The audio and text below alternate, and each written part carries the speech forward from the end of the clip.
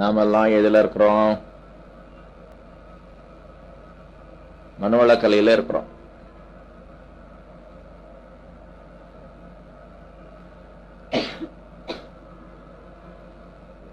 மனவளக்கலையில தவம் செய்து கொண்டிருக்கிறோம். இந்த தவம் மனிதர்களுக்கு விதிக்கப்பட்டது. விதித்தவர் வள்ளுவர். தவறலாமா? தவம் செய்ய தவறலாமா? வள்ளுவர் சொன்ன சொல்ல மீறலாமா? தவம் என்று ஒரு அதிகாரம் வச்சிருக்கிறாரே,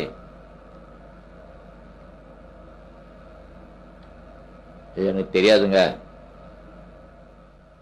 அப்படி நீங்க சொல்றீங்க. ஓகே,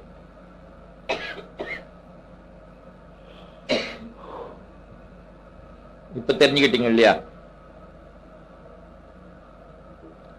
ஆகவே நாளை காலையில இருந்து தவம் செய்து வருவேன். வள்ளுவர் வகுத்து கொடுத்த எல்லாவற்றையும் நாம் செய்கிறோமா? பொய் சொல்லக்கூடாதுங்கிறாரு, பொறாமைப்படக்கூடாதுங்கிறாரு, பேராசைப்படக்கூடாதுங்கிறாரு. அப்படிலாம் நிறைய விஷயங்களை தவிர்க்க சொல்லுகிறார். தவிர்த்தில்லை, ஆனா தவிர்க்க வேண்டும் என்று நினைத்துக் கொண்டிருக்கிறார். அதுல ஒண்ணு புலால் மறுத்தல்.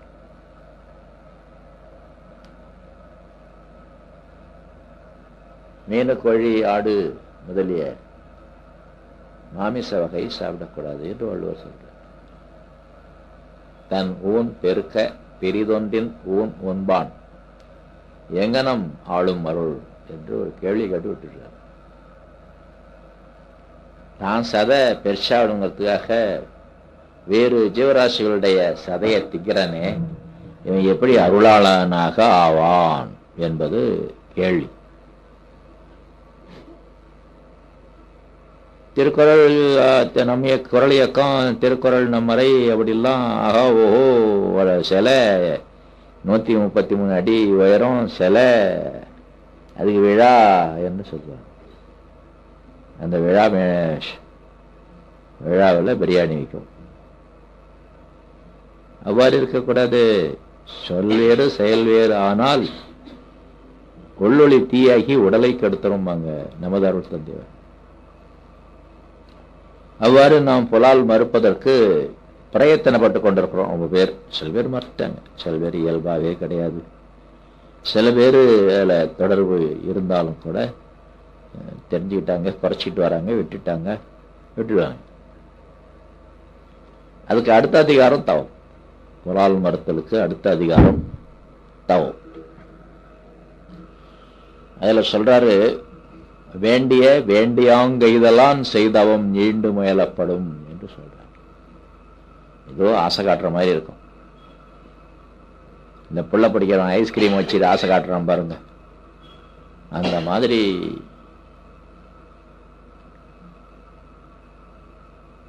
நாளை காலையில ஆழியாருக்கு பஸ் புறப்பட இருந்தது குமாரபாளையத்தில் இருந்து.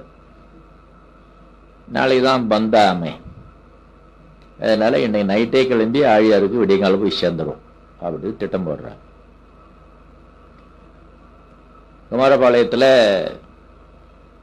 அருணதியர் ஜெயக்குமார் வசந்தின்னு ஒரு கணவன் மனைவி இருக்கிறாங்க. அவங்க போறாங்களாம், பொண்ணு ஆர்த்தியும் போகுது. தன்னுடைய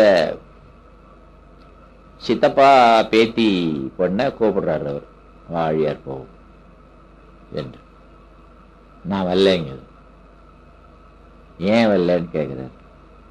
ஆழியார்ல ஒண்ணுமே இல்லைங்குது.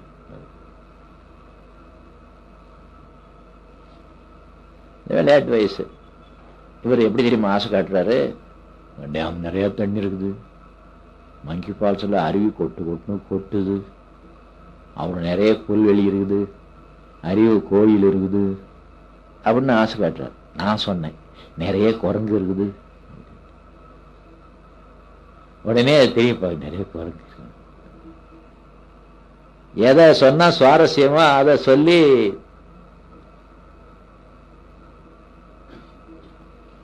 ஒரு விஷயத்தை சாதித்துக் கொள்றது என்ற முறையில வள்ளுவர் நமக்கு ஆசை காட்டுறார் பாருங்க. கல்யாணம் வேணுமா கிடைக்கும், குழந்தை வேணுமா கிடைக்கும், வீடு வேணும்னா கிடைக்கும், அட்மிஷன் வேணும்னா கிடைக்கும், உத்தியோகம் வேணும்னா கிடைக்கும், ப்ரொமோஷன் வேணும்னா கிடைக்கும். இப்படி ஒவ்வொருத்தருக்கும் ஒன்று ஒன்று வேணும். மார்க் நிறைய வேணும் சின்ன பசங்களுக்குலாம். என்னவா இன்னும் சொல்றான் அவன் அவள் என்ன சொல்றா? மார்க் நிறைய கிடைக்கும், நிச்சயமா பாஸ் கிடைக்கும். அப்படியா, அதுக்கு என்ன செய்யணும் அப்படின்னு கேட்பாங்கல்ல. ஆகவே ஆர்வத்தை தோண்டுகிறார்.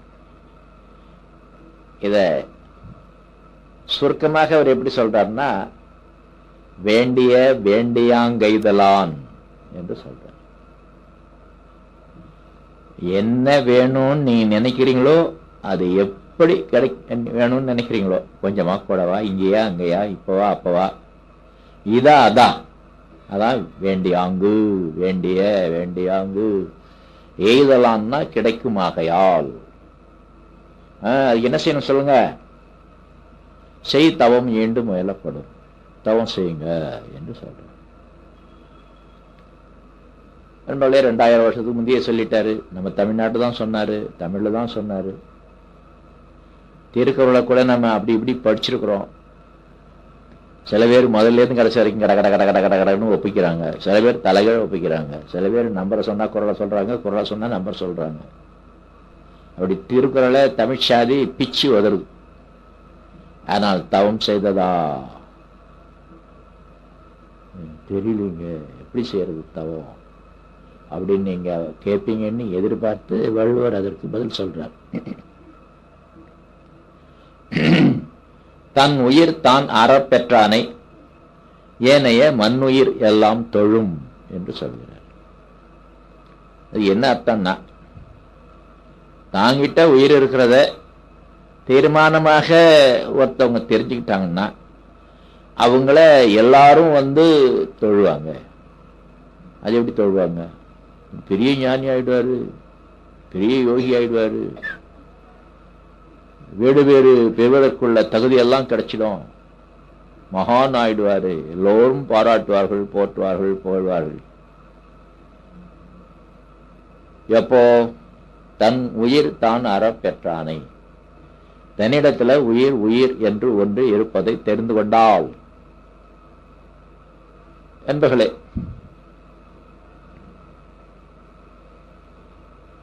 நீங்க வீட்டில் என்ன செய்றீங்க? தேங்காய் வாங்க பையன் அனுப்புறீங்க. போய் தேங்காய் வாங்கிட்டு வாடா, வீட்டில் தேங்காயே இல்லை அப்படின்னு சொல்லி பையன் அனுப்புறீங்க. உங்க வீட்டில் தேங்காய் இல்லை, அதனால அனுப்புறீங்க. வழியில உங்க வீட்டுக்காரர் வராரு, எங்கடா போற தம்பின்னு, தேங்காய் வாங்க. யாரு தேங்காய் வாங்க சொன்னாங்க? அம்மா தான் சொன்னாங்க. டேய், வீட்டில் தான் தேங்காய் இருக்குதுடா. இல்லைன்னு சொன்னாங்களே, எல்லா தேங்காயும் ஆகி போச்சு, ஒரு தேங்காய் கூட இல்லைன்னு சொன்னாங்களே. இருக்குடா, வாடா நான் காட்டுறேன். என்ன வீட்டில் தேங்காய் இருக்கும்போது பையனை நீ கடைக்கு அனுப்புனேன்? வீட்டில் தேங்காய் இல்லைங்க. என்ன இல்லைங்க? வீட்டில் தேங்காய் இல்லைங்க. இருக்கு இல்ல, இருக்கு இல்ல. எங்க பார்த்த நீ? எல்லா இடத்தையும் தேடி பார்த்த. கட்டிலும் கீழே பார்த்தியா? கட்டிலும் கீழே பார்க்கல. நேற்று நான் 5 காய் வாங்கிட்டு வந்து இங்கே இருக்கட்டும் அப்படின்ட்டு கட்டிலும் கீழே நமக்கு பொருத்தமாக இடம் தெரிஞ்சு வச்சிருக்கேன். கட்டிலும் கீழே வச்சிருக்கீங்களா? நான் பார்க்கல. தேங்காய் இருக்குதா? இருக்குது. கொஞ்ச நேரத்துக்கு முந்தி இப்ப வந்துடுதா? இருப்பது தெரியாத வரைக்கும் இல்லை இல்லை என்றுதான் சொல்லி கொண்டு இருப்போம். இது பொய்யா போச்சு ஒண்ணு. 2வது, இல்லை என்றால் அதை எப்படி பயன்படுத்துவது? பயன்படுத்தப்படாமல் போவதற்கு ஒன்று இருக்காது. இறைவன் கொடுத்துருக்க மாட்டான். தேங்காய் கொடுத்த மாதிரி உயிரையும் ஏதோ ஒரு உபயோகத்திற்காகத்தான் நம்ம இடத்துல கொடுத்துருக்கிறோம். நான் உயிரை பயன்படுத்தி இதை செய்து முடித்தேன் என்று சொல்ல மாட்டாங்க. உயிரை கொடுத்து செய்யணும். அவங்களுக்கு உயிரை கொடுக்கவும் தெரியாது. ஒரு பொய் மாதிரி வந்து போகுது. உயிர் என்றால் என்ன, எங்க இருக்குது அப்படின்னு தெரிந்தால எடுத்து கொடுக்கறது. ரத்தம் கொடுக்கணுமா, கொடுக்கலாம். இல்ல கொஞ்சம் ஒரு கிட்னியை கொடுக்கணுமா, கொடுக்கலாம். அந்த மாதிரி நம்ம இடத்துல இருக்கக்கூடியது என்ன இடத்துல இருக்கிறது, இவ்வாறு இருக்கிறது என்று தெரிந்தால் அதை யாருக்கோ கொடுக்கலாம். நாம அதை பயன்படுத்தலாம், அல்லது மிச்சம் பண்ணி வைக்கலாம், இருக்கட்டும், தொட்டு பார்க்கலாம். அதனால என்ன ஒரு நன்மையை பெற முடியுமோ அதை பெறலாம். ஆனால் இருக்கிறதே தெரியலன்னா, அது என்ன என்று தெரியலன்னா, அதை எவ்வாறு பயன்படுத்துவது, அதனால வரக்கூடிய நன்மையை நாம் இழந்து விட வேண்டியது தானே என்பதை நல்லா நீங்களே சிந்தனைக்கு எடுத்துக்கொள்ளுங்க. இது ஒன்றும் பெரிய கடாமுடாம் சமாச்சாரம் இல்லை, சாதாரண சமாச்சாரம், நம்மை பற்றிய சமாச்சாரம். விளங்காத சமாச்சாரமா கேட்டு கேட்டு பழக்கமா போச்சு. தத்துவ ஞானம்னு போய் உட்காந்து ஆணு வாய பொழந்துக்கிட்டு 1 மணி நேரம் 2 மணி நேரம் இருந்துட்டு எழுந்து வந்து பழக்கமா போச்சு. தவிர விளங்கக்கூடிய வகையில் நமது அருள் தந்தைகள் அவர்கள் விளக்கி சொல்கிறார்கள், நம்மை பற்றி சொல்கிறார்கள், நம் உயிரை பற்றி சொல்கிறார். இதைத்தான் வள்ளுவரும் சொல்லிட்டு போயிருக்கிறாரு. அற தன் உயிர் தான் அற பெற்றானை. அற என்ற வார்த்தைக்கு தீர்க்கமாக, சந்தேகம் இல்லாமல் என்று அர்த்தம். தமிழ் வர வர கொச்சை தமிழா போறதுனால அர்த்த புஷ்டியா பேசுறதெல்லாம் குறைஞ்சி போச்சு. உதாரணமா நான் அர்த்த புஷ்டியான்னு சொல்றேன் இல்லையே, அந்த வார்த்தையை ரொம்ப பேருக்கு தெரியாது. முற்காலத்தில் உள்ள வார்த்தைகளுக்கும் இக்காலத்தில் உள்ள வார்த்தைகளுக்கும் வித்தியாசம் அதிகமாக போச்சு பொருள் குறிப்பதில். அதுல ஒண்ணுதான் இந்த அறுதல், அற என்பது. இதை நீங்க முற்காலத்தில் இருந்தவாறு இப்ப தெரிந்து கொண்டாதான் திருக்குறள் அதற்கு முற்காலத்து தமிழ் என்பதனால அதை புரிந்து கொள்ள முடியும். எனது தாயார் எனக்கு பல நூல்களை சொல்லிக் கொடுத்தாங்க. அதுல வாக்குண்டாம் அல்லது மூதுரை என்று ஒரு நூல் ஔவையார் எழுதியது. தெரியுமா? வாக்குண்டாம் தெரியுமா? யாருக்கு தெரியும்? கலைச்செல்வி இங்கிலீஷ் படிச்சது தெரியாது. யாருக்கு தெரியும்? உனக்கு தெரியுமா? வாக்குண்டம் தெரியுமா? முதல் செய்யுள் என்ன? அதுல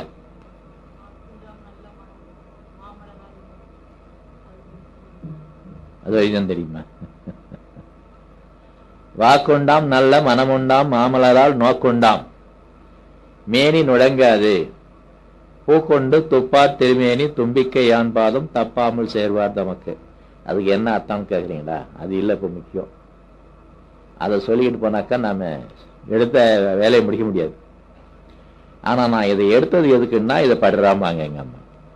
படிப்பேன், மனப்பாடம் பண்ணிடாமாங்க. அர்த்தமெல்லாம் சொல்லி கொடுத்துட்டு மனப்பாடம் பண்ணிடான்னு சொல்லுவாங்க. மனப்பாடம் பண்ண பார்ப்பேன். அவங்க ஏதோ குடும்ப வேலையை பார்த்துட்டு, நாள் முழுக்க குடும்ப வேலை தானே அந்த காலத்துல. இப்போதானே 1 மணி நேரத்தில் 2 வேலைக்கு சமைச்சிடுறீங்க. குடும்ப வேலையை பார்த்துக்கிட்டே சின்ன வீடு, ஒரு குடிச்ச வீடு.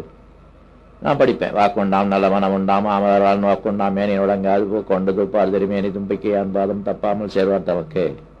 எடே வந்துட்டு இப்போ பார்த்து படிச்சிருக்கிறேன். பார்த்து படிச்சுட்டு அவங்கள வேகமா திருப்பி திருப்பி 4 தடவை படித்தேன். நான் சொல்கிறேன், மனப்பாடம் சார் எங்க சொல்லுடா பார்ப்போம். வைகாட் மனப்பாடம் பண்ணுறேன்.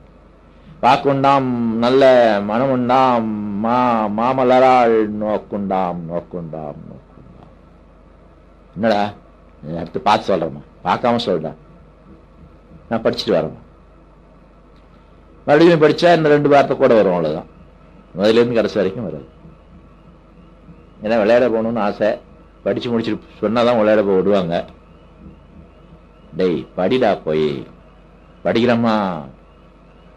மனசுல அறமாட்டேங்குதுமா. அற வரைக்கும் படிடாம, அருகிற வரைக்கும். அறமாட்டேன் என்கிறது அருகிற வரை படி. அது என்ன அறமாட்டங்குது? அருகிற வரைக்கும் தடங்கள் இல்லாமல் சொல்ல வரமாட்டேன் என்கிறது. தெளிவாக மனதிலே பதியவில்லை. இதுதான் அற. தெளிவாக தீர்க்கமாக கண்ணுக்கு மெய்யாக தன் உயிர் தான் அறப்பெற்றானை. தன்னிடத்தில் உயிர் இருக்கிறது இருக்கிறது என்பதை தீர்க்கமாக தெரிந்து கொண்டவனை என்று அர்த்தம். உயிர் இருக்கிறதுன்னு எல்லாருக்கும் தெரியும். ஏன்? அது ஒரு பெரிய ஆர்குமெண்ட் இருக்குது, லாஜிக்.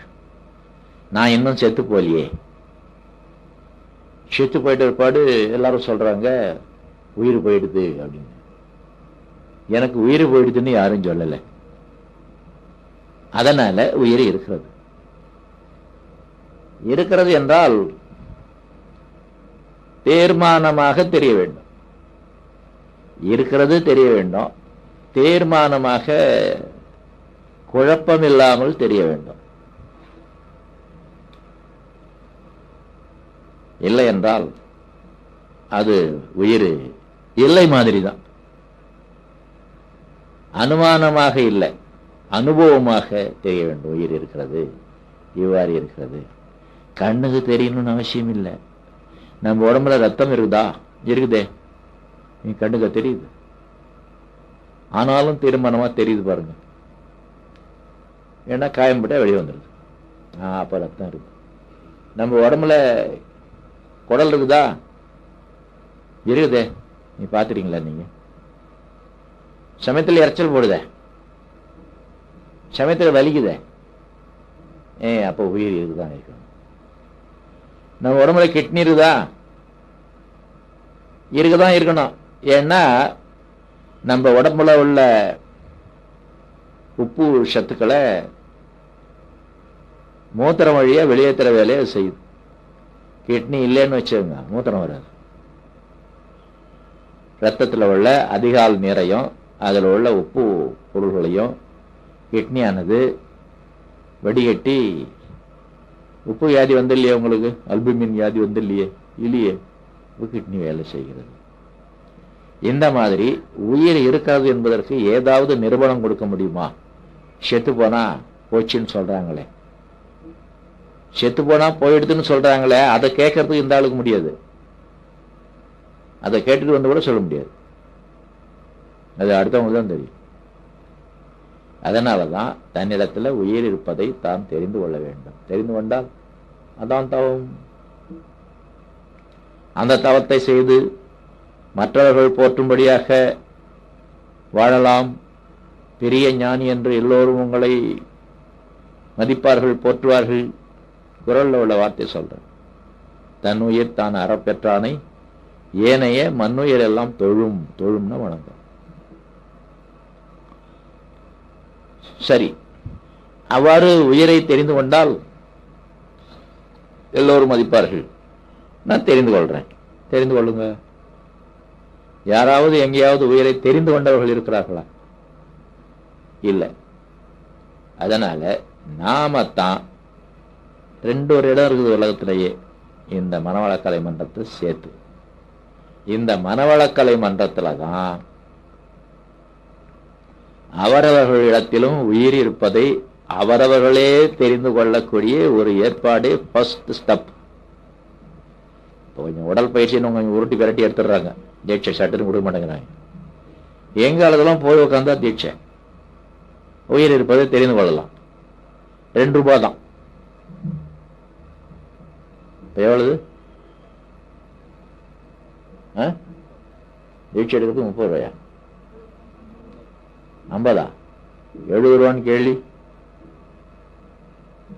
நல்லா பார்த்துங்க. லாஸ்ட் ஸ்டாப்ல அந்த செயல்பாட்டில் நான் இல்லாதனால என் மனசுல நிக்கிறது. 70 ரூபான்னு கேள்வி. அன்பொழியும் சேர்த்தா 150 ரூபா. ஆமா, நீங்க ஏதாச்சும் அதை கன்செஷன் போட்டீங்கன்னா முன்சாமி பாக்கிய போட்டுக்குவார். அனுப்ப வேண்டியதை ஒழுங்கா அனுப்பணும். தலைமை அதை நீங்க பவானி அனுப்பி பவானிக்காரவங்க அங்க அனுப்புவாங்க. ஆகவே என்பவர்களே, முற்காலத்தில் உடற்பயிற்சி மனவளக்கலையில் சேர்க்கப்படாதனால நேராக வந்து உட்காந்தா ரசீது போட்டு 2 ரூபா கொடுத்தாரு தீட்சை கொடுத்துருவாங்க. அது பேர் விதேட்சை வாங்கினால தான் நான் போய் உட்காந்தேன். என்னமோ எனக்கு விளங்காத மாதிரி தான் என்னமோ சொன்னார். பிரணவ விளக்கம்னு ஒரு மினி லெக்சர் ஒன்று கொடுப்பாங்க அந்த காலத்தில். ஒன்றும் இல்லை, தீட்சை எடுத்து தான் கொஞ்சம் விவரம் சொல்லி தீட்சை கொடுக்கணும்னு சொல்கிறாங்க இல்லையா, தத்துவ விளக்கம் சொல்லி சொன்னாங்க. எனக்கு அப்போ இருந்த மனநிலையில் அது விளங்கவே இல்லை. பின்னால அடுத்த மாதம் வந்து வேற ஆளுகளுக்கு தீட்சை கொடுக்கும்போது நான் கிட்ட நிற்பேன். ஓ, இதைத்தான் சொன்னார மகிழ்ச்சி நமக்கு பிரணவ விளக்கம் என்ற பெயரில். அப்புறம் தெரிந்து கொண்டார். அப்புறம் பின்னாலே வந்தாரு. முன்ன 2 அருள் காப்பு உடல் உள்ள தொகுப்பை கொடுத்ததெல்லாம் எனக்கு கவனம் இல்லை, கண்ண மூடி சொல்லிட்டாங்க. இப்ப கண்ண மூட சொல்றதுல அரக்கண்ணா இருக்குங்கிறாங்க. அந்த காலத்துல கண்ண மூடி என்ன நடந்ததுன்னு தெரியல. என்னமோ ஒரு டென்ஷன்ல இருந்ததுனால பார்த்த காதல விழவே இல்லை. அப்புறம் பின்னால போயிருந்து ஆஷான் ஆணை, குண்டலினி சக்தி குவிந்தெழுக, தெய்வீக சக்தி திரண்டு எழுக என்று லொட்டுன்னு 2 தட்டு தட்டினா அது மட்டும் ஞாபகம்.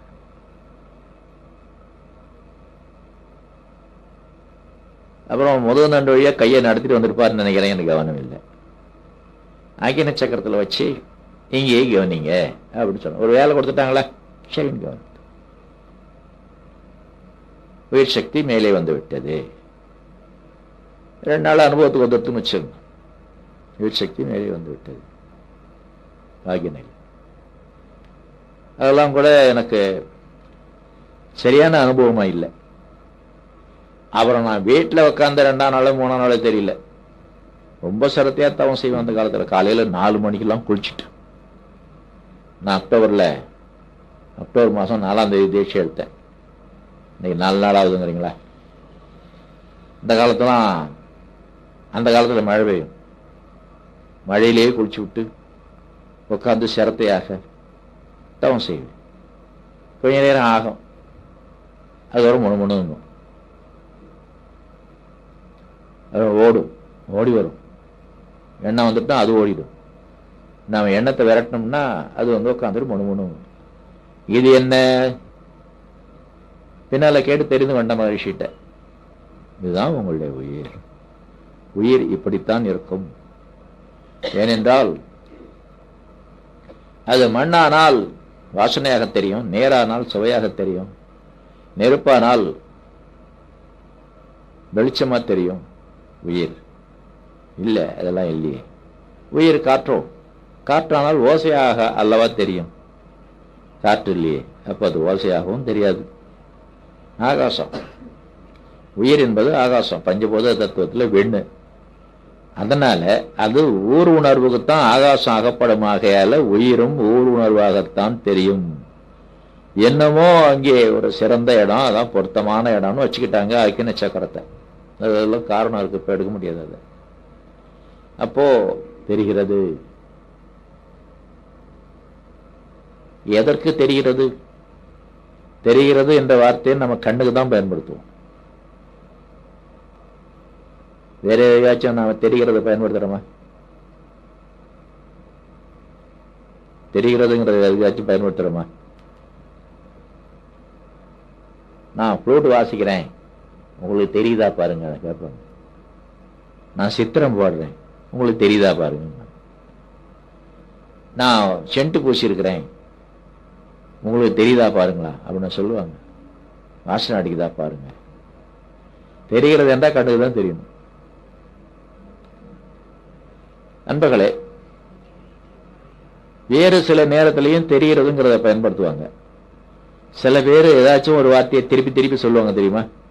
என்ன அடிக்கடி திருப்பி சொல்லுவாங்க. என்ன என்ன நான் சொல்றது என்ன? சில பேர் வந்துட்டு இப்படி சொல்லுவாங்க இல்லையா? நீங்க இந்த மாதிரி பேர் வழியை பாத்துறீங்களா? என்ன நான் சொல்றது தெரியுதா? நான் சொல்றது தெரியுதான்னு பாக்காதீங்க. நான் சொல்றது தெரியுதான்னு சொல்ற ஆளை தெரியுமா உங்களுக்கு?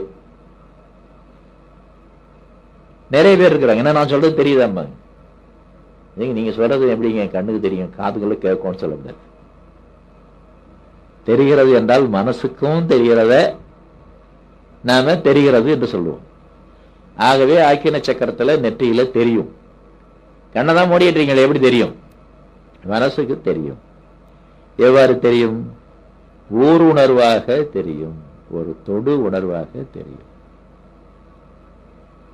தொடாமல் இருக்கும் போதே தொடர்ந்து தெரியும். அன்பர்களே, நீங்களாம் நிறைய அருணதி இருக்கிறீங்க, நான் ஒரு விளக்கம் சொல்றேன், தெரிந்து கொள்ளுங்க. சில பேருக்கு தெரியாது. தலைவலி இருந்தா தெரியாது, உடம்புல எங்கேயோ வலி இருந்தா தெரியாது, முக்கியமா மலச்சிக்கல் இருந்தா தெரியாது, பிபி இருந்தா தெரியாது, பெண்களுக்கு மாதவிடாய் ட்ரபிள் இருந்தா தெரியாது. ஆகவே எனக்கு தெரியலீங்க சொல்லுவாங்க. சக்தி வந்துடா, நீங்க ஒரு சின்ன குழப்பத்தை நீக்கணும். இவங்களெல்லாம் ஆக்கின சக்கரத்துக்கு உயிர் சக்தி வராதுன்னு நினைச்சுக்காங்க. அது என்னமோ தூக்கணும் ஒன்னே வந்துடும், காத்திருந்த மாதிரி வந்துடும். அது இவர்களுடைய மனதுக்கு தெரியாது. நீ டச் கொடுங்க அப்படின்னு சொல்லுவாங்க. நாம டச் கொடுத்தோம்னா தெரியுதுமா, அப்புறம் தெரியலையேம்மா. நீங்க டச் பண்ணும்போது தெரியுதுமாங்க, டச்சை எடுத்துட்டீங்கன்னா தெரியலம்மா, எழுந்து போகும்போது தெரியலம்மா, வீட்டுக்கு போனா தெரியலம்மா. இதுக்காக நம்ம கையை உடைச்சி அவங்க நெத்தியில கட்டி அனுப்ப முடியும்? இப்போ என்ன நுட்பம்னா, அவர்களுக்கு சக்தி இருக்கிறது, வந்து விட்டது, தெளிவாகவே வந்து விட்டது. ரெஸ்பான்ஸ் தெரியும், கையில வெறும் அடிக்கும். அவர்களுக்கு உணரக்கூடிய அளவுக்கு அறிவுக்கு நுட்பம் இல்லை. யாராச்சும் இருந்தா கோச்சுக்காய்ங்க, அந்த மாதிரி கேஸ். இவர்களைத்தான் மரமண்டன்னு அந்த காலத்தில் சொல்லுவாங்க, உணர்ச்சி இல்லாத மண்டை.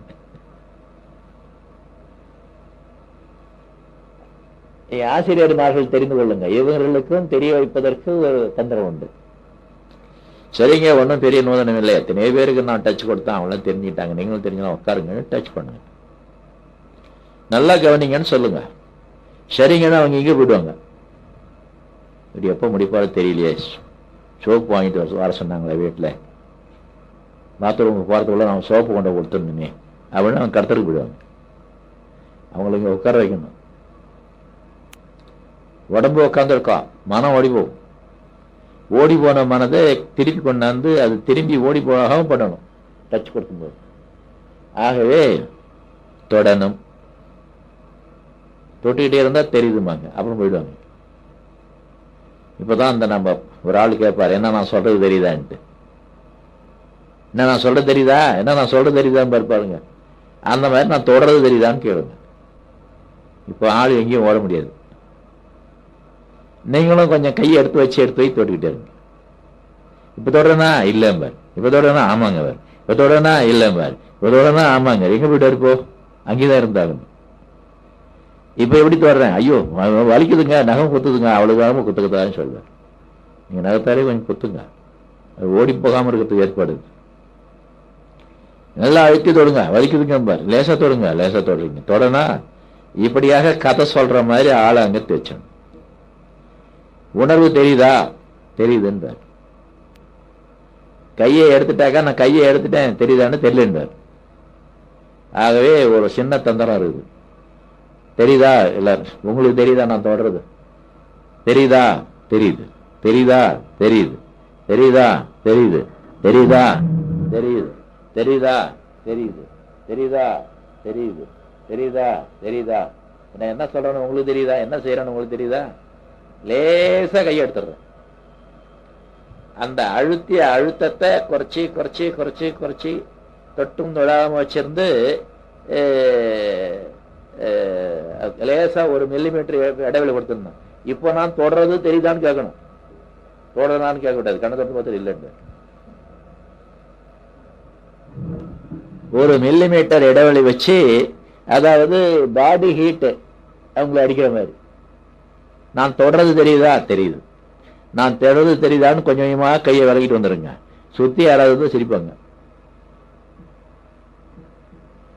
இப்ப எது நமக்கு நம்ம கையதா தெரியுது, நாம கொடுக்கறதா தெரியுது, அவர்களுக்கு இருக்கிறது தெரிய வருகிறது.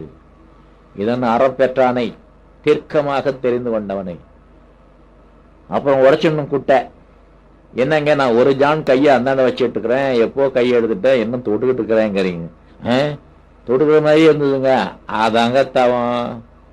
தொடர மாதிரி தான் இருக்குமே தவிர வேற ஒன்றும் இல்லை. உங்களுடைய உயிர் தான் மென்மையானது, அது இதை விட மென்மையானது என்று ஒன்று இல்லை, அவ்வளவு மென்மையானது.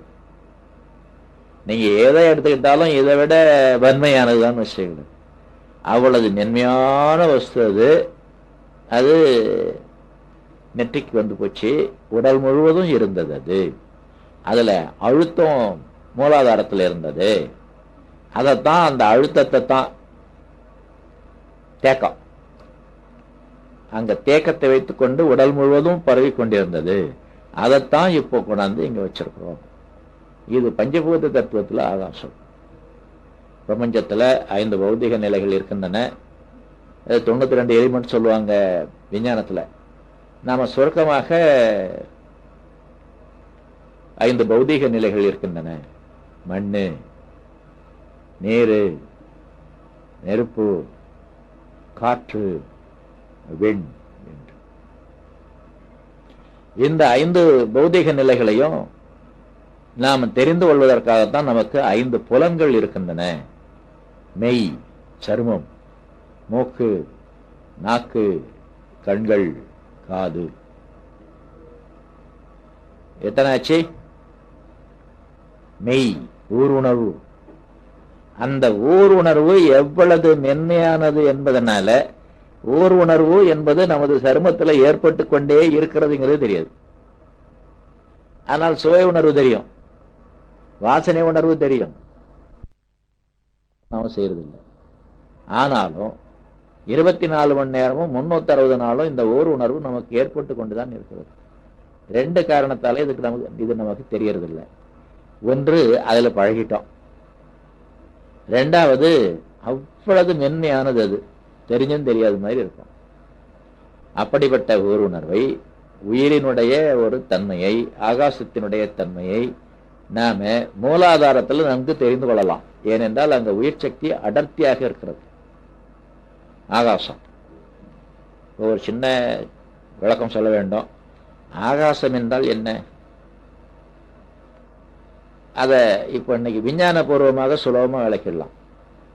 எதை விஞ்ஞானத்துல பார்ட்டிக்கிள் என்று சொல்றாங்களோ, எந்த பார்ட்டிக்கிள் கூடினால் ஆட்டம் ஆக மாறுமோ, அணுவாக மாறுமோ, அதுதான் தத்துவ ஞானத்துல அணு அல்லது பரமாணு அல்லது விண் அல்லது ஆகாசம். அந்த ஆகாசம் அண்டவெளி முழுவதும் நிரம்பி இருக்கும் பொழுது சின்ன சின்ன சின்ன சின்ன சின்ன துகள்கள், தூசை விட 1 கோடி பங்கு சின்னது. அந்த மாதிரி அண்டவெளி முழுவதும் ஆகாசம் இருக்கிறது. தன்னைத்தானே சுற்றி கொண்டிருக்கின்றன ஒவ்வொன்றும். அதனால இன்னொன்றை தள்ளி நிறுத்த வேண்டிய அவசியம் இருக்குது. இல்லைன்னா இடிச்சிடும். இடிச்சா அது பெரிய குளறுபடியா போயிடும். அதனால ரொம்ப ஜாக்கிரதையாக இடிக்காமல் சுழன்று கொண்டு இடைவெளி ஒவ்வொன்றுக்கும் வைத்துக்கொண்டு அண்டவெளி முழுவதும் காற்றிலே தூசி நிரம்பி இருப்பது மாதிரி அண்டவெளியில ஆகாசம் இருக்கிறது. அந்த நிலையில அதை மகாகாசம் என்று சொல்வார்கள். அந்த ஆகாச துகள்கள் தான் கொஞ்சம் நெருங்கி இயங்கினால் காற்று, இன்னும் நெருங்கி இயங்கினால் நெருப்பு, அதற்கு மேலும் நெருங்கி தங்களுக்குள்ள உள்ள இடைவெளியை குறைத்து கொண்டு நெருங்கி நெருங்கி இயங்கினால் ஈரோடு மன்றத்துக்கு போயிருக்கீங்களா? ஞாயிற்றுக்கிழமை தாவம் முடிஞ்ச உடனே எல்லாம் நின்றுட்டு இருப்பாங்க, பின்னால வந்து லேட்டா வந்தவங்கலாம். அப்போ சபையில நெருங்கி உட்காருங்க, முன்னாடி வாங்க, நெருங்கி உட்காருங்க, இடம் வாழம் நெருங்க, முன்பின் நெருங்க, 300 பேர் கொள்ளும். அது வந்து 50 பேர் தான் உட்காந்துருப்பாங்க. அந்த மாதிரி இடைவெளியை குறைத்து கொண்டு ஒரே இடத்துல எண்ணிக்கையை கூட்ட கூட்ட கூட்ட அதை காற்று, நெருப்பு, நீர், நிலம் என்று நம்ம சொல்லுவோம். அந்த துகள் தான் கம்பியில ஓடுனா மின்சாரம். நீங்க ஏதோ 10ஆம் கிளாஸ் 12ஆம் கிளாஸ் படிச்சிருந்தா போதும், நினைவு கூர்ந்து பாருங்க. எலக்ட்ரிசிட்டியை பத்தி ஒரு பாடம் வந்திருக்கும். The flow of electrons is called electricity. Electron துகளுடைய ஓட்டம் தான் மின்சாரமாக ஒப்புக்கொள்ளப்படுது. அந்த எலக்ட்ரான் ஒன்றும் இல்லை, நம்ம விண்ணு தான், பரமாணு தான், ஆகாசம்தான். அதுவே நமது உடம்பில ஓடுனா உயிர். இதெல்லாம் முற்காலத்தில் இல்லாத விளக்கம். வேதாத்திரி மகரிஷி அவர்கள் விளங்கி கொண்டு தெரிவிக்கக்கூடிய விளக்கம். என்ன பண்ணியும் செஞ்சமோ தெரியல, அவருடைய காலத்துல நேரடியாக அவர் கருத்தை தெரிந்து கொள்ளக்கூடிய விதமாக புத்தகத்துல கேட்காம படிக்காம நேரடியாக திருக்குறளை புத்தகத்துல தானே படிக்கிறோம். திருவள்ளுவர் வாழ்ந்த காலத்துல வாழ்ந்திருந்தா எவ்வளவு சௌரியமா இருக்கும், அவர் வாயிலே கேட்டு தெரிந்து கொள்ளலாம். அது ஒரு ஏக்கம் எனக்கு இருந்ததுன்னு வச்சுக்கோங்களேன். மகிழ்ச்சியை பார்த்த உடனே அவர் விளக்கத்தை கேட்ட உடனே அந்த ஏக்கம் தீர்ந்து போச்சு. அந்த துகள் தான் நம்ம உடம்புல ஓடும்போது உயிர். என்னங்க தலைப்பு? எது ஆன்மீகம்? அதுதான் நமது உடம்புல ஓடும்போது எது? வெண்துகள், பார்ட்டிகள். நம்ம உடம்புல ஓடும்போது உயிர். உயிர் என்பது தமிழ். இத சமஸ்கிருதத்துல சொல்லுங்க.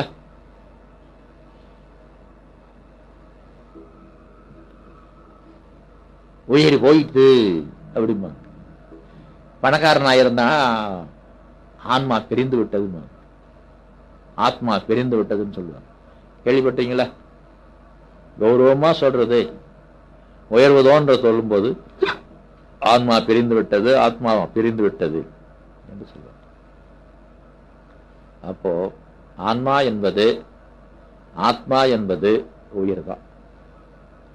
தன் உயிர் தான் அற பெற்றானை. தாங்கிடத்துல உயிர் இருக்கிறது என்பதை தீர்க்கமாக தெரிந்து கொண்டவனை, சந்தேகம் இல்லாம, ஒரு கொஞ்ச நேரம் கூட இடைவெளி இல்லாம அப்படியே தெரிந்து கொண்டே தெரிந்து கொண்டே தெரிந்து கொண்டே இருந்து அப்புறம் இங்க வச்சு தெரிந்து கொண்டே தெரிந்து கொண்டே தெரிந்து கொண்டே இருக்குதா ஆன்மாவே, ஆத்மாவே, உயிரை. இவ்வாறு இவன் ஒழுங்கா உட்கார்ந்து தவத்தை செய்து கொண்டே இருந்தான் என்றால் இறைவனே தான் எல்லாமாக இருக்கிறான், எல்லோருமாக இருக்கிறான், நானுமாகவும் இருக்கிறான். ஆகவே நானே எல்லாமாக இருக்கிறேன், எல்லோரிடத்திலும் இருக்கிறேன். இறைவன் எங்கு இருக்கிறான்? அவன் என்னிடத்திலும் இருப்பதனால நான் எங்கும் இருக்கிறேன் என்ற ஒரு பெரிய விஷயத்தை தெரிந்து கொள்ளலாம். இறைவனை தெரிந்து கொண்டு வாழ்ந்தால்தான் எல்லோரும் நம்மை பாராட்டுவார்கள். அதுக்கு இறை தரிசனத்துக்கு முன்னால ஆத்ம தரிசனம் வேண்டும். அந்த ஆத்ம தரிசனத்தை, அது ஒரு பொருளாக இருந்தா கண்ணாடியை தூக்கி மாட்டிக்கிட்டு அதை பார்க்கலாம். அது ஒரு பொருள் இல்லையே, அது கிட்டத்தட்ட அருவமான ஒரு சக்தி. அதை நாம் கண்ணால பார்க்க முடியாது, மனதால உணரலாம். ஆத்ம தரிசனம். கண்ணுக்கு வேலை இல்லை, கருத்துக்குத்தான் வேலை. இதைத்தான் தன் உயிர் தான் அற பெற்றானை. எது தலைப்பு? ஆன்மீகம். ஆன்மாவை உணர்ந்து கொள்வது ஆன்மீகம். ஒருத்தர் தாடி வச்சுட்டு வர்றார். என்னங்க நீங்க தாடி வச்சுட்டு வர்றீங்க? அதுங்க நான் ஆன்மீகத்தில் இருக்கிறேன், அதனால தாடி வச்சிருக்கிறேன். அப்ப சரி, நான் அந்த மாதிரிதான் ஒரு ஆளை தேடிக்கிட்டு இருந்தேன். நீங்க ஆன்மாவை பார்த்துறீங்களா? எனக்கு காட்ட முடியும். ஆன்மாவை பார்க்காது, அதெல்லாம் ஆன்மாவெல்லாம் பார்க்க முடியாது. அப்புறம் எதை வச்சுக்கிட்டு ஆன்மீகம்னு சொல்றீங்க? ஆன்மா தெரியாத நீங்கள் ஆன்மீகம் என்று சொல்லலாமா? ஒருத்தர் வராரு, காக்கி சட்டை போட்டுட்டு, அழுக்கு சட்டை போட்டு, கையில ஒரு ஒன்று திருப்பலி எடுத்துட்டு வராரு. என்ன தம்பி காக்கி சட்டை போட்டுறீங்க, கையில் என்னமோ வச்சிருக்கீங்க, கையில வச்சிருக்கீங்க, என்ன இது? வெறு டெஸ்டர். நீங்க என்ன வேலை பார்க்குறீங்க? நான் லைன்மேனா இருக்கிறேன். எந்த லைன்ல? எலக்ட்ரிக் ட்ரெயின்ல, லைன்ல. ஓ, எலக்ட்ரிசிட்டி டிபார்ட்மெண்ட்ல நீங்க இருக்கீங்களா? ஆமா. சரி, நீங்க எலக்ட்ரிசிட்டி பாத்துறீங்களா? ஓ, பார்த்துருக்க. கண்ணால இல்ல, அவர் அதனால தானே வேலை செய்யறார். எலக்ட்ரிசிட்டியை பத்தி உங்களுக்கு தெரியுமா?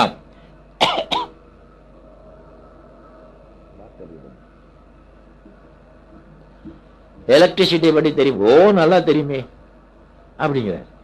அசல் லைன்மேன். எலக்ட்ரீஷியன் பேர். பேர் என்ன?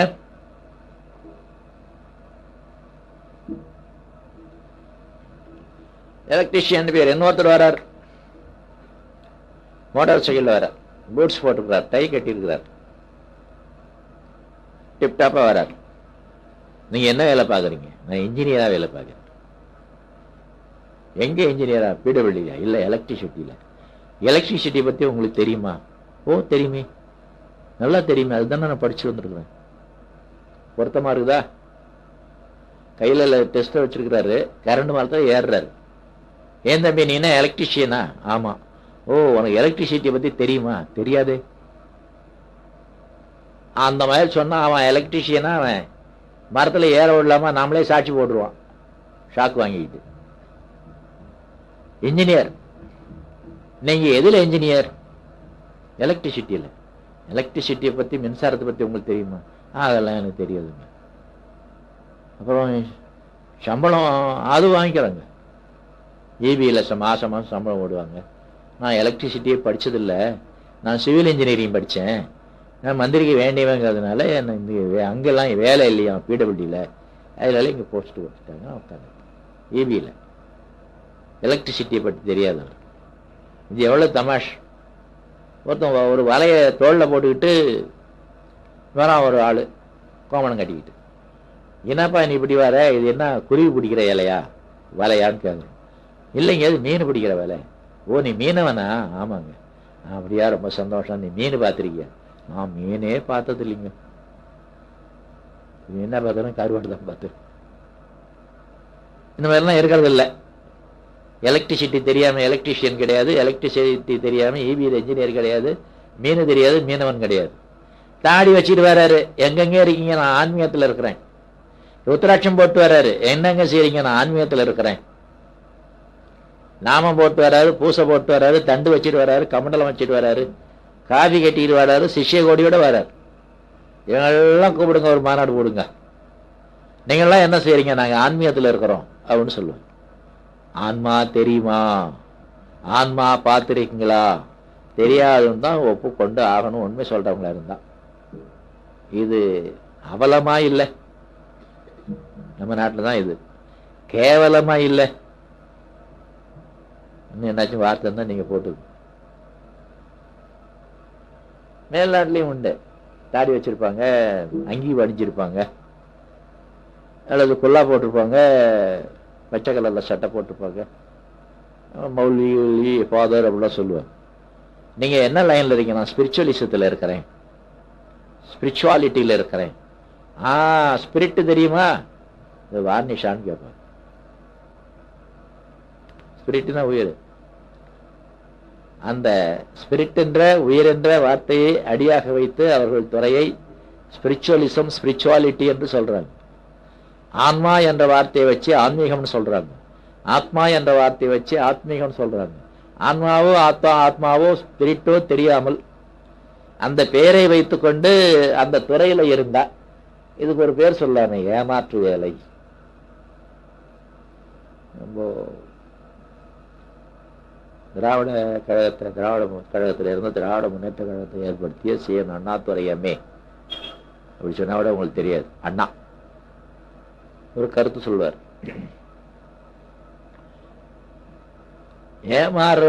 ஏமாத்துறவங்க மேல எந்த தப்பும் கிடையாது, அது அவங்களோட ரைட். ஏமாறுறவங்க பாருங்க, அவங்க மேலதான் எல்லா தப்பும். ஆனாலும் சிலரை சில காலம் ஏமாத்தலாம், சிலரை பலகாலம் ஏமாத்தலாம், பலரை சில காலம் ஏமாத்தலாம், எல்லோரையும் எப்பொழுதும் ஏமாற்ற முடியாது. அவருடைய வாசகம். இந்த மெயினா நாம் எடுத்துக்கொள்ள வேண்டியது என்ன? ஏமாறுறவங்க மேலதான் தப்பு, ஏமாத்துறவங்க மேல எந்த தப்பும் கிடையாது. அவங்களுக்கு வயிற்று குழம்பு வழின்னு சொல்லுவாங்க. எந்த விதமான குவாலிபிகேஷனும் தேவையில்லை. பியூனா போறாந்த கூட SSLC பாஸ் பண்ணிருக்கணும், கிளார்க்கா பார்க்க போறாந்தா BA பாஸ் பண்ணிருக்கணும், வைத்தியம் பார்க்கறாந்தா MBBS பாஸ் பண்ணிருக்கணும். இந்த மாதிரிலாம் இருக்குது பாருங்க. ஆன்மீகத்துக்கு போறாந்தா ஒண்ணுமே பாஸ் பண்ண வேண்டியது. நீங்க பேப்பரை கூட விளம்பரம் போடலாம், சிறந்த ஆன்மீகவாதி இங்கே வந்து தங்கி இருக்கிறார் இந்த லாட்ஜில் எத்தனா நம்பர் ரூம்ல, நீங்க கேட்ட கேள்விக்கெல்லாம் பதில் சொல்வா அப்படின்னு போட்டா நீங்க நிறைய 50-100 கொடுத்துட்டு போய் எந்த விதமான குவாலிபிகேஷன் இல்லாம உலகம் முழுவதையும் ஏமாத்தணும்னா ஆன்மீகத்துல சேர்ந்துக்கிட்டா சரியா போச்சு. ஆகவே என்பர்களே, ஆன்மீகம் என்றால் என்ன? தலைப்பு என்ன தம்பி? அடிக்கடி தலைப்பு மறந்து போகுது. ஊரை ஏமாத்துறது ஆன்மீகம். அது ஆன்மீகம். ஆன்மாவை அறிந்து கொள்வது ஆன்மீகம். ஆன்மாவை அறிந்து கொள்வதற்கு தெய்வத்தை அறிந்து கொள்வது ஆன்மீகம். தெய்வத்தை அறிந்து கொள்வது எதற்கு? அதுதான் பிறவியின் நோக்கமே.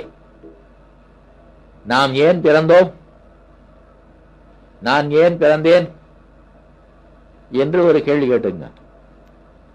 திங்கிறதுக்கும் தூங்குறதுக்கும்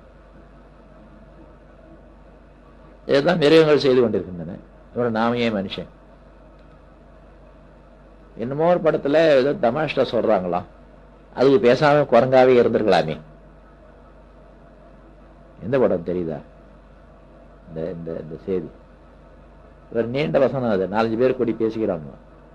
அதை ஒரு காலேஜ் நாடகத்தில் போட்டு காட்டினாங்க. அந்த காலேஜ் விழாவுக்கு நான் போயிருந்ததுனால செத்த நேரம் ஒரு பொழுதுபோக்காம சொன்னாங்க.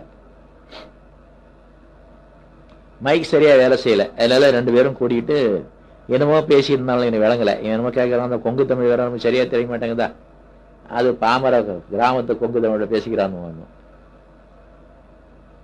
கடைசியா மட்டும் காது விழுந்து, அதுக்கு பேசாம குரங்காவே இருந்திருக்கலாமே. ஏன் மனிதனானோ?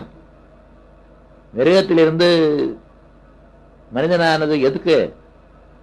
நோக்கம் என்ன?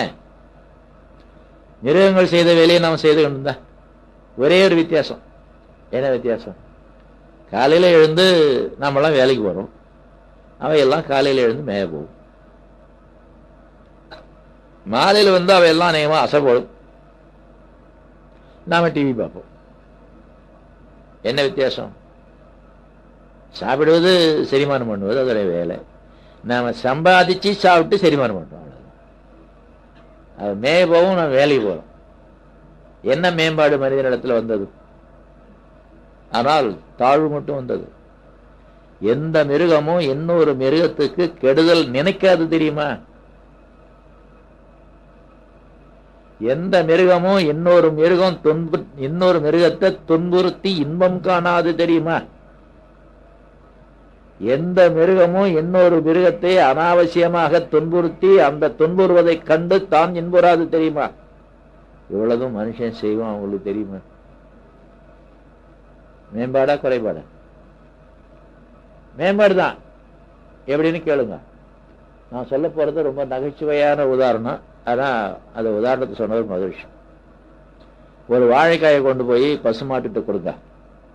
அது வாங்கி நறுக்கு பொறுக்குன்னு தின்னுட்டு இன்னொன்னு இருக்கான்னு பார்க்கும். இன்னொன்னு இருக்குது, நான் வாண்ட கொடுக்க மாட்டேன்னு சொல்லி கொண்டு அம்மாட்ட கொடுங்க. அம்மா என்ன செய்வாங்க? அதை சுத்த உட்கார்ற தம்பி டிவி பார்த்துக்கிட்டு சொல்லிட்டு தோல் சீவுவாங்க நம்ம கண்ணெதிரே.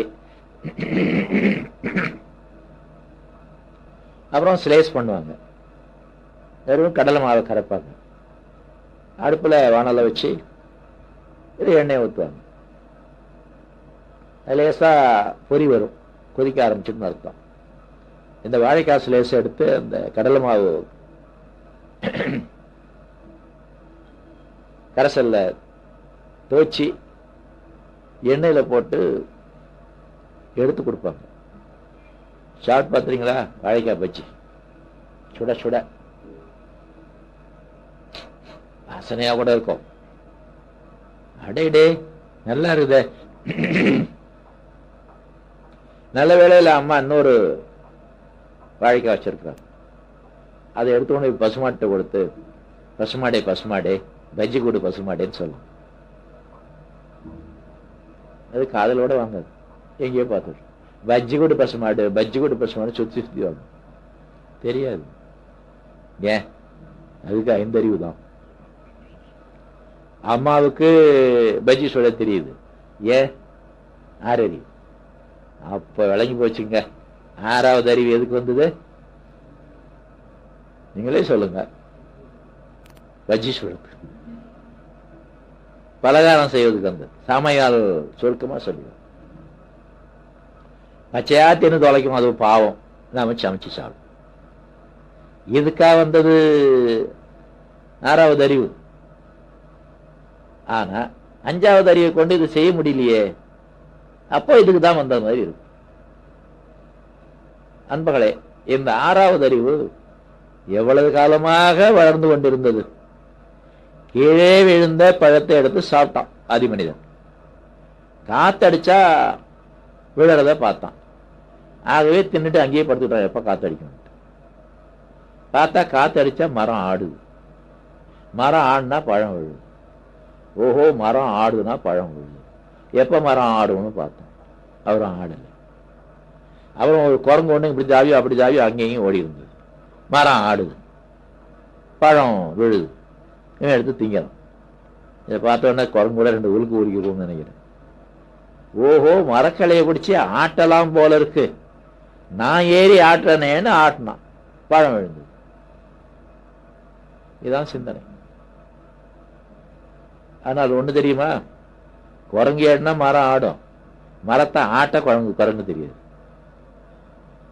மரத்தை ஆட்டி உலுக்கி பழம் கீழே விழ கீழே உள்ள குரங்குலாம் பொறுக்கி திங்கிறது, இல்லை நாமே இறங்கி போய் திங்கிறது தெரியும். இப்போ குரங்குக்கு மனுஷனுக்கு என்ன வித்தியாசம்? மரம் ஆடினால் பழம் விழுகிறது என்பது தெரிந்து மரத்தை ஆட்டினால் பழம் விழும், மரத்தை ஆட்டுவதற்கு மேலே ஏற வேண்டும், ஆட்ட வேண்டும், அதை நம்ம ஒழுக்கிறது சொல்றோம். இதுதான் சிந்தனை. மனிதனுக்கு சிந்தனை கூடி வந்தது. இந்த சிந்தனையைத்தான் விஞ்ஞானம் என்று சொல்வார்கள். நண்பர்களே, நான் ஒரு இங்கிலீஷ் படம் பார்த்தேன் ரொம்ப காலத்து முந்தி. இதுல இந்த உயிரின பரிணாமத்தையே டார்வின் சித்தாந்த ரீதியாக படமாக்கி காட்டுறாங்க. மற்ற ஜீவராசியா இருந்தது, குரங்கா மாறினது, குரங்கு நிமிர்ந்தது, கையை ஊனாம நடக்கிறது, முன்கால ஊனாம நடக்கிறது, இதெல்லாம் அப்புறம் மனுஷனாகி போனது. எதையோ இடுப்புல கட்டிக்கிட்டு கொஞ்சம் கொஞ்சம் மறைச்சிக்கிட்டு அதெல்லாம் வரிசையா காட்டிட்டு வந்தோம்னு வச்சுக்கோங்க. ஆனா ஒரு கல்லை எடுத்து வெட்டேரிய கத்துக்கிட்டான் முதல்ல. அதோ ஓடுத அந்த முயலை பிடிக்கணும், துரத்தி துரத்தி பார்த்தான்,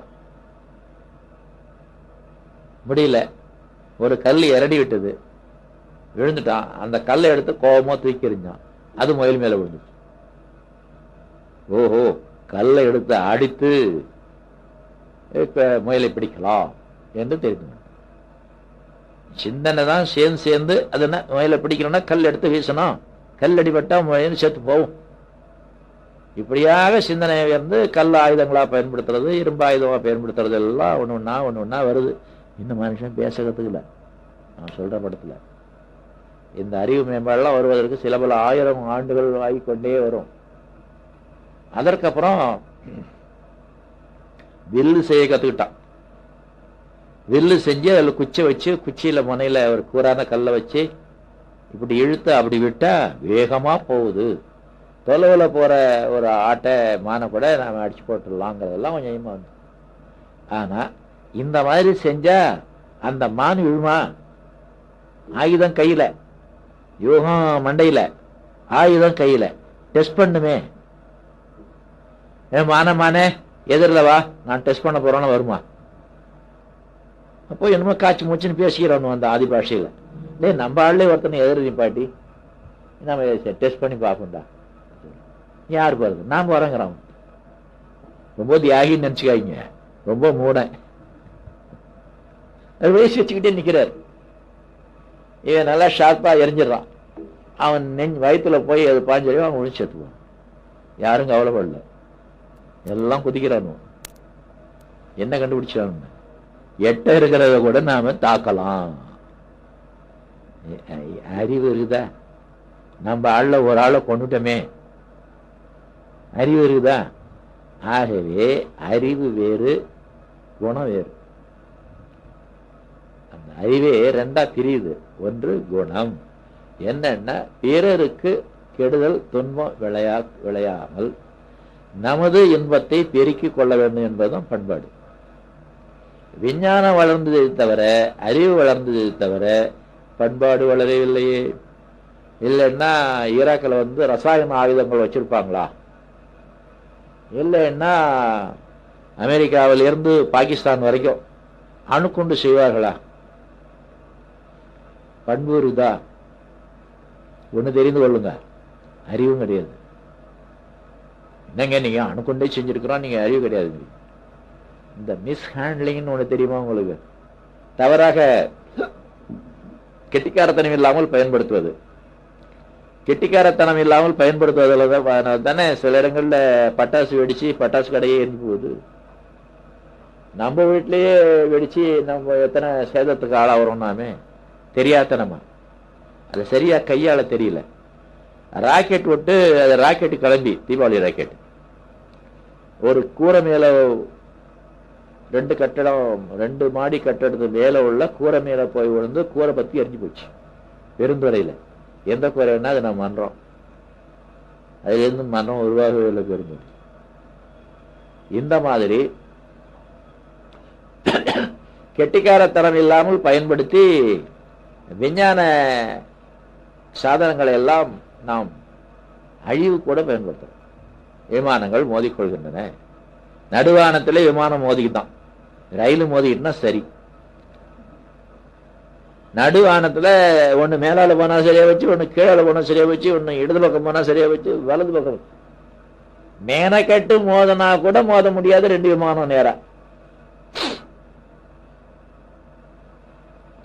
அப்போ கையாளுவதிலே திறமை குறைவு என்பது இருக்குல்லவா எல்லாத்துலயும். குண்டுசியால கையை குத்திக்கிறமே. அணுக்குண்டை கையாளுவதிலே கெட்டிக்காரத்தனம் குறைஞ்சு போனா என்ன ஆகும்? அந்த அணுக்குண்டு படான்னு வெடிச்சு போகும். அங்கதானே ஸ்டாக் மொத்தம் இருக்குது. எல்லா அணுக்குண்டும் ஒரே நேரத்தில் வெடிச்சுன்னா உலகமே காலி. இப்போ மனிதனை புத்திசாலிங்கிறீங்களா, அறிவாளிங்கிறீங்களா, இல்ல குணவான்ங்கிறீங்களா, ரொம்ப பண்பு உள்ளவன்னு சொல்றீங்களா? ரெண்டும் இல்லை. பண்பு போனால் அறிவு போயிடும், அறிவு போனால் பண்பு போயிடும். இந்த ரெண்டும் ஒன்றிணைந்தால்தான் 6வது அறிவு. அந்த 6வது அறிவை இன்னும் மனிதன் பெறவில்லை. முந்தா நாள் ஒரு கோயம்புத்தூர்ல ஒரு பெண்ணை சந்திச்சு அழைச்சோண்ட காட்டினாங்க. தேவதை மாதிரி இருக்குது, 22 வயசு. ஆனா அழுது அழுது கண்ணெல்லாம் சோடு விழுந்து போயிடுது. ஏன் அழுதுன்னா ஆம்படையான் குடிக்கிறான். அட போமா, உலகத்துல ரொம்ப பேர் குடிக்கிறாங்க. குடிச்சிட்டு வந்து என்ன அடிக்கிறாருங்க, அட வாங்கிட்டு போமா அப்படின்னு. அவர் சம்பாதிக்க மாட்டேங்கிறாரு, நான் சம்பாதிச்சு ஏன் சம்பாத்தியத்துல என்ன அடிச்சு அடிச்சு சம்பாதிக்க சொல்லி அடிச்சு அடிச்சு காசு வாங்கிட்டு போறாரு. என்ன வேதனை பாருங்க. எந்த பரங்காவது தான் மனைவிய அடிக்குமா, குடிக்குமா? குடிக்கிறதுக்காக காசு கேட்டு அடிக்குமா? காசு வாங்கிட்டு போய் குடிச்சிட்டு வந்து அடிக்குமா? மனைவி எங்கே, குணம் எங்க? இதெல்லாம் ஏன் என்றால் அந்த ஆன்மா அறியப்படாதனால தெய்வத்தை அறியவில்லை. ஆன்மா அறியாம தெய்வத்தை அறிந்தோம்னா தப்பு தப்பா அறிவோம். கல்லுல இருக்குது, மரத்துல இருக்குது, சிலையில இருக்குது, படத்துல இருக்குது, வேப்ப மரத்து உச்சியில இருக்குது, இல்லை கிணத்துல இருக்குது, குளத்துல இருக்குது என்று சொல்லி கடவுளை நாம் சரியான அந்தஸ்துல கரெக்டா as it is சொல்றாங்க பாருங்க, பார்க்க முடியாது ஆன்மாவை அறியாமல். ஏனென்றால் ஆன்மா அறியப்படும் போது அறிவு நுண்ணிய அலை நீளத்துக்கு போகுது, சட்டில் வேவலத்துக்கு போகுது. அந்த நிலையில இருந்து யோசனை பண்ணாதான், ஆராய்ச்சி பண்ணாதான் அது ஞானமே தவிர கிராஸ் வேவலங்கத்துல இந்த கொடிகாரங்கிற மாதிரி, அல்லது பைத்தியக்காரன் மாதிரி, அல்லது கோபக்காரன் மாதிரி பரபரத்த உணர்வு, படபடத்த உணர்வு, உணர்ச்சி வயமான அறிவில் இருந்து கொண்டு அது கல்லுலையும் பார்க்க முடியாது, புல்லையும் பார்க்க முடியாது. மனம் அமைதி நிலைக்கு வரணும். ஆன்மாவை மனம் அறியாத வரைக்கும் மனதால் அமைதி நிலைக்கு வர முடியாது. மனம் அறியப்படாத வரைக்கும் அந்த ஆன்மாவாலையும் பயனில்லை, ஆன்மா அறியப்படாத வரைக்கும் மனதாலையும் பயனில்லை என்பதை உணர்ந்தவர்கள் தான் ஒரு காலத்துல யோகம் யோகம் என்று வகுத்தாங்க, தவம் தகம் தவம் என்று வகுத்தாங்க. சில பேர் கூடிட்டு அந்த தவத்தை ஒழிச்சிட்டாங்க. நம்ம கைக்கெல்லாம் கிடைக்க விடாம வேற ஏதோ பக்தி மார்க்கத்தை, ஒரு வழிபாட்டை, பூஜையை, பஜனையை, காவடி எடுக்கிறது, நெருப்பு மீறிக்கிறது, கடா வெட்டுறதெல்லாம் தான் ஆன்மீகம் என்று சொல்லி நம்மளை ஏமாத்தி சிலரை பல காலம் ஏமாற்றலாம், பலரை சில காலம் ஏமாற்றலாம், எல்லோரையும் எப்போதும் ஏமாற்ற முடியாது என்பது தெரியல. நம்ம முடிச்சுக்கிட்டோம். திருவள்ளுவர்கிட்ட ஏற்கனவே இருக்கக்கூடிய தவத்தை மறைத்து விட்டார்கள்.